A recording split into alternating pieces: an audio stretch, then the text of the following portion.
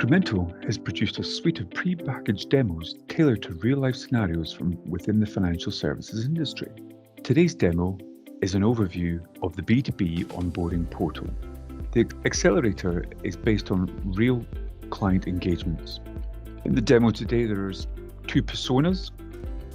Jennifer Adams is a corporate development director at a large IT consultancy within Glasgow, and she wishes to onboard her business onto a financial services company's digital platform.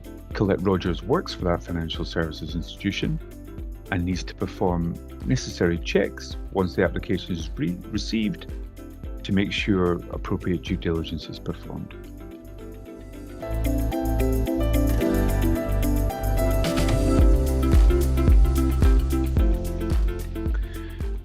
For this part of the demo, I'm playing the part of a bank employee reviewing the applications that have been submitted by customers. Within Microsoft Dynamics 365, I can see a dashboard with all the latest information, the graphs and tables on the applications that have been submitted so far. I can see the trend over time, and I can see the breakdown of the applications, the ones that have been accepted and rejected following due diligence. If I refresh all the charts, I can see the incremental group application that was submitted by Jennifer Adams, and I can see that the application is currently in progress. If I click on the link, I can open the application form. We have an integration with LinkedIn Sales Navigator, so I can match to Incremental Group. And as a bank employee, I can see if I have any connections with people that work in Incremental Group. At the top, I can see who the primary applicant is, Jennifer Adams. I can click along the top, see the information that was pulled back from Companies House, see when the last accounts were submitted. I can actually also see the company's sector code or SIC code, so I can see that they're the company's based in information technology. What I can also do is look at the reports that were performed by NameScan on the company directors. Here we can see the due diligence report for Craig Donnelly and for also the Incremental Group, which provides information on any adverse media and any information on any sanctions against the company or the directors. On the Companies House Info tab, I can also see links here direct to Companies House and that company's listing within Companies House. At the top of the form, there is a business process flow. I can see where I am in the status of the application. I have an application number and I've got a primary applicant. I can click on next stage. And this asks me questions. Are there any company sanctions?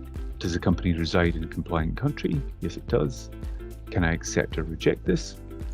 If I say reject, then this button here pops open and I am asked for further company information.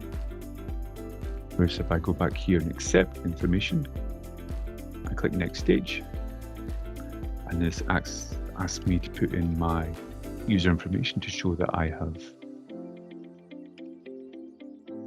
due diligence. Click next. I can then perform director due diligence. If I'm happy with that, click the next stage. I can enter my details as well to say that I performed the checks. And the very last stage of the business process flow is asking me to complete the application. It's asking me if I want to send paperwork. Yes, I do. And it asks me if I actually want to create a lead to forward onto the sales team. Obviously, once the application is submitted, the sales team can then go and reach out to the client and find out what kind of products they're interested in. If I click finish, I can again go back, and if I refresh the form, I can see that the status is now gone to application accepted. And then if I go down to leads, I can see there is a new lead that was created on this day. I open it up. I can see the company's Incremental Group and the customer is Jennifer Adams. Again, I've got LinkedIn Sales Navigator and I can match to Jennifer Adams' account within LinkedIn.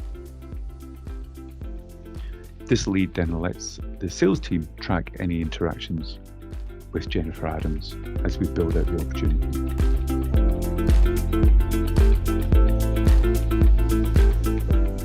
What we can see here is the onboarding portal displayed within a web browser. This is a very rich interface with a video playing in the background and with text box and options and a chat bot down the bottom. The user interface itself is fully compliant with the latest web standards and makes heavy use of JavaScript and CSS to provide that rich interface.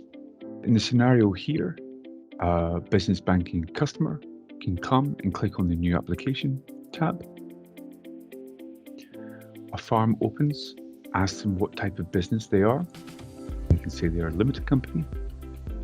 There are other questions that are asked of the business.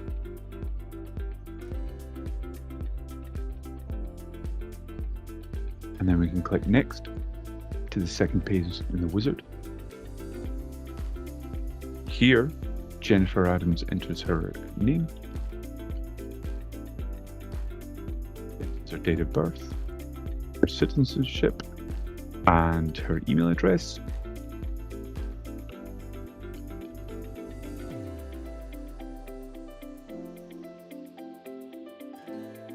And she provides a telephone number and updates her contact preferences.